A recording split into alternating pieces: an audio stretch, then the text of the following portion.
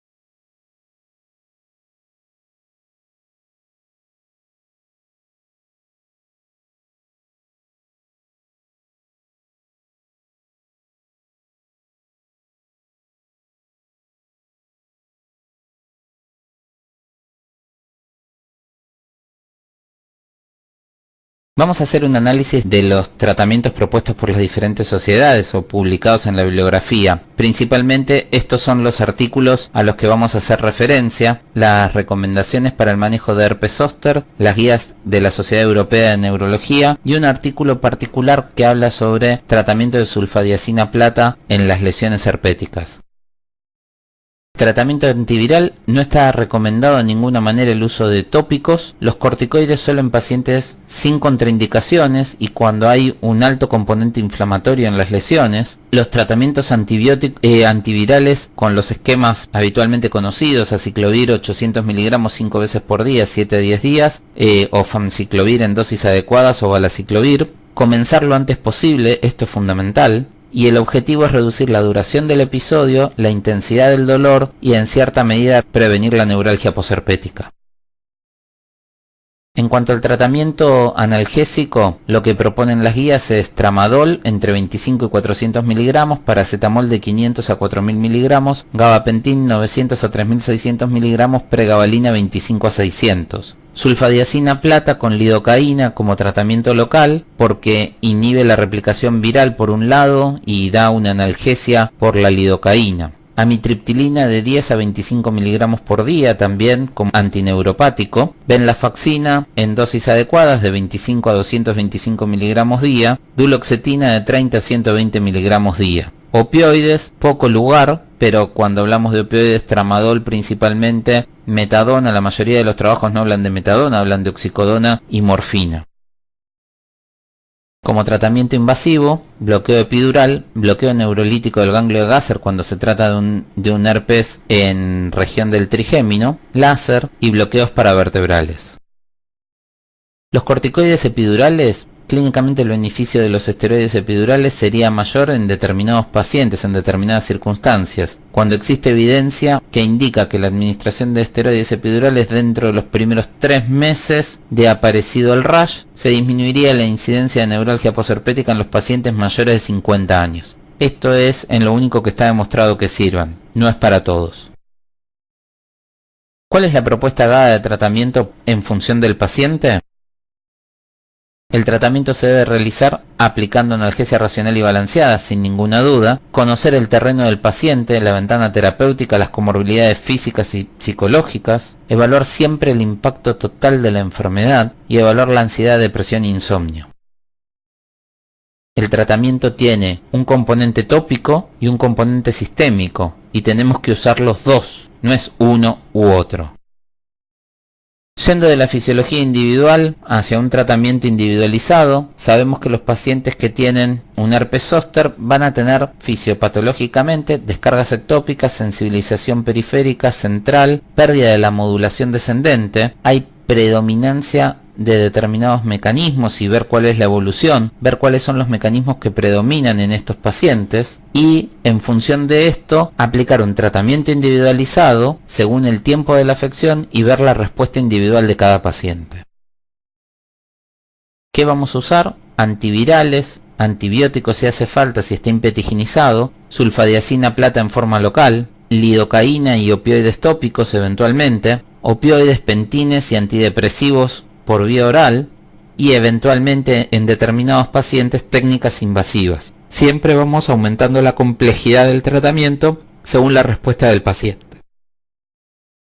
El tratamiento analgésico lo vamos a hacer con tramadol, paracetamol, gabapentin, pregabalina, con las dosis que dijimos antes. Podemos usar sulfadiazina plata con lidocaína en las presentaciones comerciales que existe. Lidocaína al 1% con morfina al 1% en solución base agua como spray para usarlo en forma local o en gel. Amitriptilina en dosis bajas, como dijimos, venlafaxina, duloxetina en las dosis que corresponde, tramadol o metadona como opioides preferentes.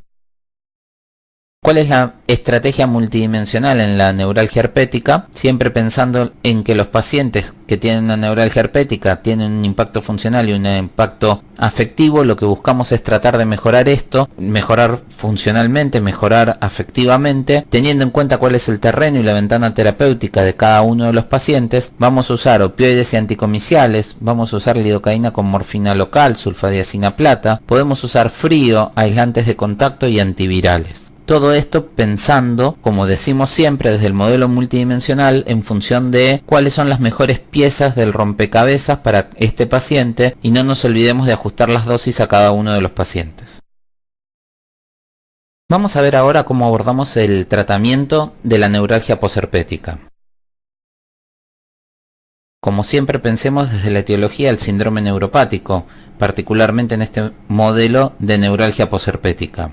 La etiología es el herpes zóster, originalmente. Esto recae sobre un paciente que tiene un determinado genotipo, un determinado fenotipo, que están atravesados por una epigenética y un medio ambiente particular. Tienen una respuesta fisiopatológica individual, con daño sensorial, con actividad ectópica, sensibilización central y periférica y reorganización central. Y en definitiva van a ser un síndrome neuropático particular, una neuralgia posherpética que puede ser torácica, trigeminal, lumbar, etc. Pensándolo así, vamos a entender que no todas las neuralgias posherpéticas son iguales, que como cada paciente tiene un genotipo y un fenotipo en particular y están atravesados por una epigenética y un medio ambiente particular, la fisiopatología individual va a ser diferente en cada paciente y algunos van a tener mayor cantidad de actividad ectópica, otros van a tener mayor sensibilización periférica o central, otros van a tener más reorganización central y otros van a tener peor control de la modulación descendente. Y en función de cada síndrome, como se arma de la manifestación clínica y de la fisiopatología individual, vamos a poder armar el mejor esquema terapéutico para ese paciente. ¿Cuáles son los tratamientos propuestos por las diferentes guías? Primera línea, antidepresivos tricíclicos, gabapentin, pregabalina y antidepresivos duales, parches de lidocaína, parches de capsaicina y tramadol. Como segunda línea y como tercera línea, opioides fuertes, toxina botulínica. Primera línea, amitriptilina 25 a 150 mg por día, gabapentin 100 a 3600 mg por día, pregabalina 25 a 600, duloxetina 30 a 120 mg por día, venlafaxina 25 a 225 mg por día. Segunda línea, los parches de lidocaína al 5%, parche de capsaicina al 8%, tramadol 25 a 400 mg por día y como tercera línea, opioides fuertes y toxina botulínica A. Las guías NICE dicen que iniciemos el tratamiento con amitriptilina y duloxetina, gabapentin o pregabalina. Si el tratamiento no es efectivo, que cambiemos de droga, que consideremos el tramadol si el dolor es muy agudo y considerar la crema con capsaicina para las personas con dolor neuropático localizado. De tratamiento combinado no hay mucha evidencia. La sugerencia se basa en la interacción sinérgica de las combinaciones de fármacos que provee mayor analgesia y menos efectos adversos que la monoterapia actuando sobre múltiples mecanismos. Esto es lo que nosotros llamamos analgesia racional y balanceada. El problema es que los estudios publicados, como mencionamos antes, lo que hacen es usar una droga llevando la dosis máxima y recién agregando la otra, y lo que nosotros planteamos es que lo que se debería hacer es usar dosis bajas de dos drogas diferentes, de dos estrategias terapéuticas diferentes que se complementen, se potencien y que no tengan tantos efectos adversos. ¿Cuál es el análisis de la tolerancia al tratamiento propuesto por las diferentes sociedades?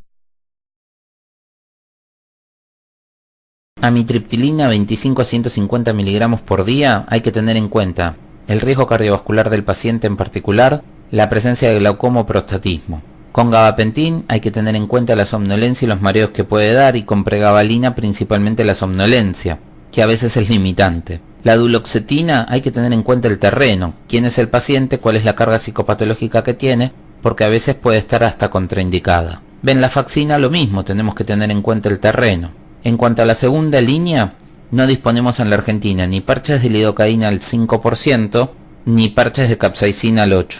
Tramadol, tenemos que tener en cuenta las interacciones y la fragilidad del paciente en cuanto a estas drogas. Y opioides fuertes podemos usar oxicodona en dosis habituales o metadona, que no tiene techo. Toxina botulínica está reservada solo para quienes tienen experiencia y son expertos en el manejo de esta medicación. ¿Cuál es la propuesta nuestra para el tratamiento por las patologías en función del paciente que tenemos adelante? Tenemos que pensarlo en función de la fisiopatología individual de cada uno de los pacientes.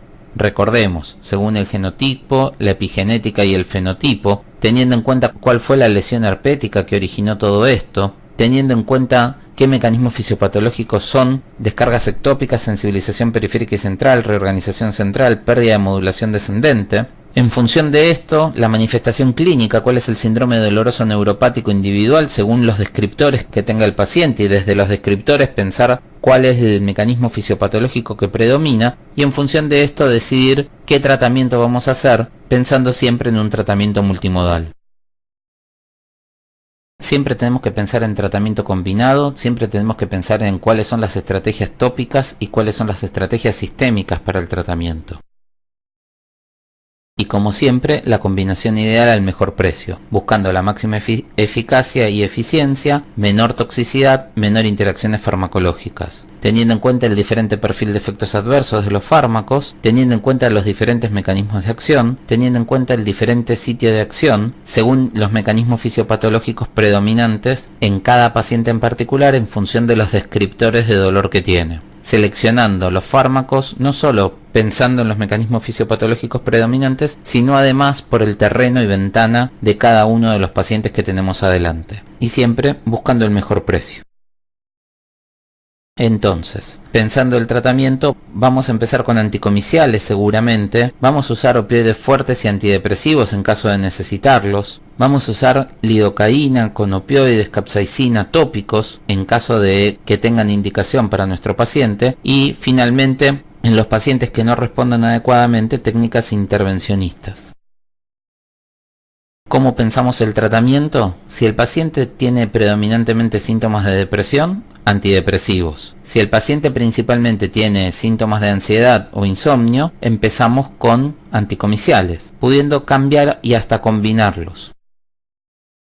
¿Cómo tenemos que plantear la propuesta de tratamiento al paciente? Hay que pensar en un diagnóstico, hay que explicarle al paciente, hay que educarlo, hay que armarle un plan terapéutico y hay que explicarle cómo vamos a controlarlo. Hay que indicarle dieta, ejercicios, cambios de hábito, que todo va a ser en beneficio del paciente. Podemos empezar un tratamiento con amitriptilina con 10 miligramos nocturno, incrementar cada 5 días hasta 25, 50, eventualmente 75 miligramos si la ventana lo permite. Empezar con pregabalina 25 miligramos en forma nocturna, incrementar cada 3 a 5 días en 2 tomas hasta llegar a 300 miligramos por día. Si no tenemos una gran mejoría con 300 miligramos día, generalmente no hay mucho mayor mejoría subiendo la dosis. Tramadol empezando con 25 miligramos por la noche, incrementarlo diariamente hasta 3 tomas de 25 miligramos y hasta 200 miligramos por día. No nos olvidemos de los agentes tópicos.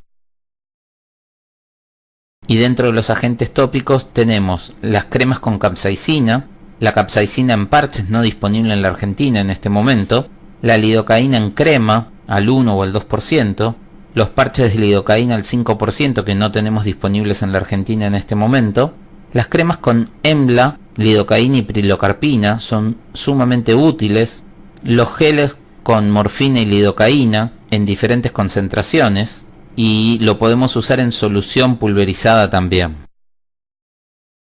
Tratamientos intervencionistas podemos hacer bloqueos epidurales, bombas de infusión, radiofrecuencia pulsada y neuromodulación eléctrica, siempre basados en un equipo interdisciplinario con discusión del caso individual para poder tomar las mejores decisiones. Tratamiento del componente simpático: podemos hacer bloqueos del ganglio estrellado, bloqueos del ganglio de Gasser, bloqueos paravertebrales. ¿Cómo sería la estrategia multimodal en la neuralgia posherpética en resumen? Siempre basados en el modelo multidimensional, siempre buscando la mejora funcional y la mejora afectiva y el alivio del dolor, siempre teniendo en cuenta el terreno, la ventana terapéutica de cada uno de los pacientes. Vamos a usar anticomenciales y antidepresivos, vamos a usar lidocaína, capsaicina y morfina en forma local, vamos a usar otros opioides fuertes por vía oral y vamos a tener en cuenta las técnicas intervencionistas, lo que necesite cada paciente en particular en el momento que lo necesite. Entonces, siempre basados en un adecuado diagnóstico, en una buena explicación, en educar a los pacientes, en contarles cuál va a ser el plan terapéutico y cómo van a ser los controles, indicamos dieta, ejercicios, cambios de hábito, amitriptilina empezando con 12,5 miligramos y titulando cada 5 días hasta llegar a 25, 50, eventualmente 75 según el terreno. Pregabalina empezando por 25 miligramos día, titulando cada día hasta llegar a 450 miligramos, y los tópicos con gel de lidocaína al 2%, morfina al 1% cada 4 horas, cremas de capsaicina que pueden variar del 2 al 5% aplicadas cada 4 horas con todas las recomendaciones correspondientes para poder usarla. Tenemos que organizar una higiene del sueño, dieta y ejercicio. Podemos indicar acupuntura en determinados pacientes, terapia neural, neuroproloterapia, terapia cognitivo-conductual, pensar en los bloqueos simpáticos y en la electroestimulación. Como siempre, el tratamiento combinado, el traje de medida ideal al mejor precio. Entonces, teniendo en cuenta todo lo que vimos hasta ahora en neuralgia posherpética, buscando el alivio del paciente y tratando de buscar una mejora funcional y una mejora afectiva sobre el terreno y la ventana particular de cada uno de los pacientes, usaremos antidepresivos, anticomiciales, capsaicina, lidocaína, utilizaremos técnicas alternativas y complementarias, utilizaremos dieta, ejercicio y descanso y terapia cognitivo-conductual en la dosis que corresponda para cada uno de los pacientes de manera individualizada. Vamos a hablar ahora de neuropatía diabética.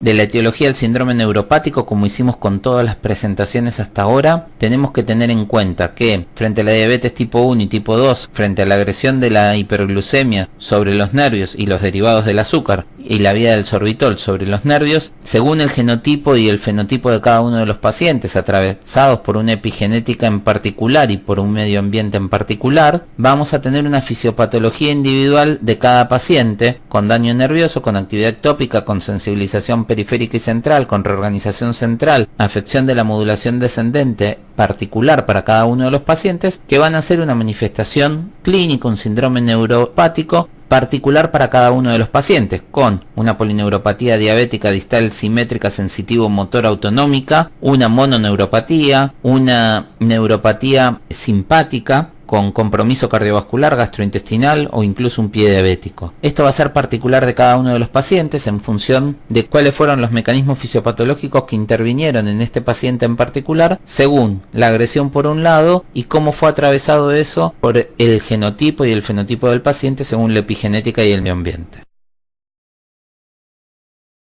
Análisis de la tolerancia al tratamiento propuesto por las diferentes sociedades en neuropatía diabética. ¿Qué es lo que proponen las sociedades? Primera línea, duloxetina, gabapentin, pregabalina, antidepresivos tricíclicos, venlafaxina. Segunda línea, opioides, tramadol. Y duloxetina en dosis de 30 a 120 miligramos por día, gabapentin en dosis de 100 a 3600 miligramos por día, pregabalina en dosis de 25 a 600 miligramos por día, amitriptilina en dosis de 25 a 150 miligramos por día, venlafaxina en dosis de 25 a 225 miligramos por día. Como segunda línea, opioides, oxicodona, morfina, tramadol de 25 a 400 miligramos por día. El consenso de neuropatía diabética que se hizo en Bahía Blanca el 29 de mayo del 2009, hecho por el Comité de Neuropatía Diabética de la Sociedad Argentina de Diabetes, plantea como una cosa muy interesante, como dijimos antes, que la primera opción de tratamiento va a depender según el paciente predomine la ansiedad, la depresión o los trastornos del sueño. Si predomina la ansiedad, se sugiere usar pregabalina. Si lo que predomina es la depresión, sugieren usar duloxetina, venlafaxina, y si lo que predomina son trastornos del sueño, sugieren utilizar antidepresivos tricíclicos o gabapentin. Estas son un poco el resumen de la evidencia de cada una de las estrategias terapéuticas con NNT para cada una de estas estrategias. El análisis de la tolerancia al tratamiento propuesto por estas sociedades, insisto, primera línea, duloxetina en dosis de 60 a 120 miligramos, que es lo que tiene un buen número necesario a tratar. Hay que tener en cuenta el terreno de cada paciente. Gabapentin en las dosis de 100 a 3600 miligramos, tengamos en cuenta la somnolencia y los mareos. La pregabalina en dosis de 25 a 600, tengamos en cuenta la somnolencia y la inestabilidad. La amitriptilina, tengamos en cuenta los riesgos cardiovasculares y la somnolencia que puede producir. La venlafaxina, al igual que la duloxetina, tengamos en cuenta el terreno. Y entre la segunda línea, lo que hay que tener en cuenta es oxicodona y morfina en qué pacientes, porque realmente el efecto analgésico sobre el dolor de tipo neuropático no es mucho, y en pacientes con reagudizaciones puede ser, pero en líneas generales no se usa como tratamiento de base. Y el tramadol hay que tener en cuenta la tolerancia. ¿Cuál es la propuesta GADA para el tratamiento de la neuropatía diabética en función del paciente? De nuevo, lo planteamos desde la fisiología individual de cada uno de los pacientes. Lo primero que tenemos que hacer es un control estricto glucémico y suplir las carencias que pueda tener. Después, pensar los mecanismos fisiopatológicos de cada uno de los pacientes. Si son descargas ectópicas, sensibilización periférica o sensibilización central, reorganización central, pérdida de la modulación descendente. ¿Cuáles son estos mecanismos que están más implicados en este paciente en particular? En función de eso, ver el síndrome doloroso, neuropático individual que cada uno tiene, según los descriptores, y esos descriptores tratar de llevarlos a los mecanismos fisiopatológicos para poder hacer la propuesta del tratamiento multimodal que corresponde a cada paciente en particular. En función de esto le vamos a ofrecer a los pacientes dieta, hipoglucemiantes orales, insulina, ácido tióctico, actividad física adaptada para cada uno de los pacientes. Tengamos en cuenta, como dijimos, los mecanismos fisiopatológicos, los antidepresivos, los pentines, los opioides, y no nos olvidemos del tratamiento tópico cuando corresponda. Siempre pensemos en tratamiento combinado, tópico y sistémico para los pacientes, potencian y tienen sinergia entre sí. Y si el paciente predominan los síntomas depresivos, podemos empezar con los antidepresivos. Si el paciente predominan los síntomas de ansiedad y de insomnio, podemos empezar con los anticomiciales. Tratamiento combinado para todas estas patologías, el tratamiento ideal al mejor precio. ¿Cuál es la estrategia multidimensional para la neuropatía diabética? Como siempre, aliviar los síntomas de la neuropatía diabética, mejoría funcional del paciente, mejoría efectiva sobre un determinado terreno o ventana, teniendo en cuenta al paciente individual. Le vamos a dar antidepresivos, anticomiciales, capsaicina, lidocaína según corresponda, dieta, ejercicio, descanso, terapia cognitivo-conductual y técnicas alternativas y complementarias.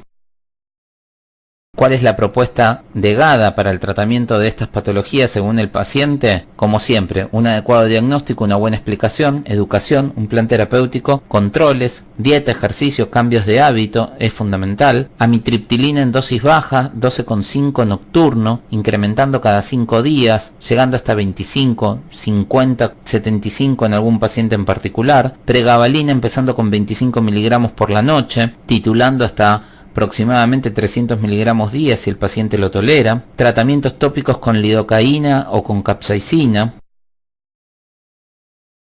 Vamos a hablar ahora del enfoque sobre síndrome de dolor regional complejo tipo 1 y tipo 2. Como siempre empezamos de la etiología al síndrome neuropático. Y acá tenemos que pensar la lesión del nervio periférico, el trauma, la cirugía sobre un paciente que tiene un determinado genotipo, un determinado fenotipo, atravesados por una epigenética y un medio ambiente particular. Se genera daño sensorial del nervio, actividad ectópica, sensibilización central, periférica, reorganización central, la alteración de la modulación descendente, y el paciente termina presentando un síndrome de dolor regional complejo tipo 1, tipo 2 con determinadas características. Todos los que tienen una lesión del nervio periférico, un trauma, una cirugía, presentan dolor regional complejo tipo 1, tipo 2. No, depende de múltiples factores. En general el fenotipo, la epigenética y el medio ambiente son los grandes determinantes de que esto suceda o no, a través de la fisiopatología individual de cada paciente. ¿Cuál es el análisis de la tolerancia al tratamiento propuesto por las diferentes sociedades? Por un lado, dijimos que no hay tratamientos recomendados. Por otro lado, sugieren seguir las guías NICE y las propuestas por el grupo de interés de dolor neuropático de la IASP. Sugieren pamidronato endovenoso, como dijimos, y bloqueos simpáticos regionales. ¿Cuál es la propuesta GADA para estos pacientes en función del paciente? Siempre pensando desde el paciente en sí, cuál fue la causa, prevención de la causa, cuáles son los mecanismos fisiopatológicos que terminan generando el dolor, cuál es el síndrome doloroso neuropático individual según los descriptores. Esto nos va a hacer volver a recaer sobre los mecanismos fisiopatológicos, y en función de eso vamos a poder armar un tratamiento multimodal adecuado a cada paciente. El tratamiento va a ser, si el paciente presenta depresión como síntoma predominante, vamos a usar antidepresivos. Si el paciente presenta ansiedad o insomnio como síntomas predominantes, vamos a usar anticomiciales como primera línea de tratamiento. Pero siempre tenemos que pensar en tratamientos combinados, y como siempre decimos, el tratamiento ideal al mejor precio. ¿Cuál es la propuesta GADA? Armar un buen diagnóstico, poder explicar lo que le pasa al paciente, educación, plan terapéutico, controles, la analgesia multimodal, pregabalina de 25 a 300 miligramos, gabapentin de 100 a 1800 miligramos, amitriptilina 12,5 a 75, venlafaxina 25 a 150, duloxetina 30 a 600 miligramos, bifosfonatos, pamidronato de 30 a 90 endovenoso por mes, o ivandronato 3 miligramos trimestral, o ácido zoledrónico 4 a 5 miligramos endovenoso anual. No nos olvidemos de los tópicos que podemos usar con cremas o geles con lidocaína y morfina. Terapia ocupacional, que es sumamente importante en estos pacientes, adaptaciones fisiátricas, terapia cognitivo-conductual, pero lo más importante de todo esto es la prevención, y desde el punto de vista de dolor, una vez que apareció el síndrome, es un diagnóstico temprano. Un diagnóstico temprano y un adecuado tratamiento con muy buena terapia ocupacional y un buen esquema analgésico realmente es lo más importante para estos pacientes. Y no nos olvidemos de los cambios de hábitos de vida, dieta, ejercicios. ¿Cuál es la estrategia multidimensional para los pacientes con dolor regional complejo tipo 1 y tipo 2? Como siempre, partimos del modelo multidimensional, buscando el alivio para los pacientes que tienen dolor regional complejo tipo 1 y tipo 2, buscando una mejoría funcional, buscando una mejoría afectiva sobre un determinado terreno y con una ventana terapéutica individual para cada paciente. Tenemos que pensar los antidepresivos por un lado, los anticomiciales por otro, bloqueos simpáticos según corresponda, neuroestimulación, terapia ocupacional, los bifosfonatos en particular para estos pacientes. De nuevo, no nos podemos olvidar de que además de las drogas como antidepresivos, anticomiciales, opioides y bifosfonatos, además de los bloqueos simpáticos, la neuroestimulación, la terapia ocupacional, las férulas y demás, también tenemos que usar tratamientos no farmacológicos como dieta, terapia cognitiva, ejercicios, descanso, adecuados para cada uno de los pacientes según el terreno y la ventana que tenga. Esperamos que esto haya sido de utilidad, de hacer un repaso de cómo adaptar los tratamientos y cómo pensar los tratamientos propuestos en las guías según el paciente individual que tengamos adelante. La verdad es que esperamos que el curso les haya sido de utilidad, que puedan aprovechar un poco estas estrategias, que puedan empezar a pensar de manera diferente los pacientes y puedan hacer un abordaje un poco más individual a pesar de las guías, y pensar que los pacientes son individuales. por algo se los llama individuos. Son particulares y requieren un abordaje individual cada uno según las necesidades que cada uno tenga. Pensar a los pacientes como rompecabezas, pensar a los pacientes como que cada uno tiene una respuesta particular frente a un estímulo y que esta respuesta está modulada por varias cosas que le pasan al paciente, y tratar de ubicar cuáles son todas esas cosas y pensarlo como un rompecabezas en general ayuda y mucho a poder pensar de manera más multidimensional a los pacientes y poder prestar mejores estrategias terapéuticas, tratando de actuar también armando un esquema multidimensional a través de un esquema similar a un rompecabezas. Nuevamente les agradecemos por habernos acompañado en este curso y esperamos encontrarnos pronto.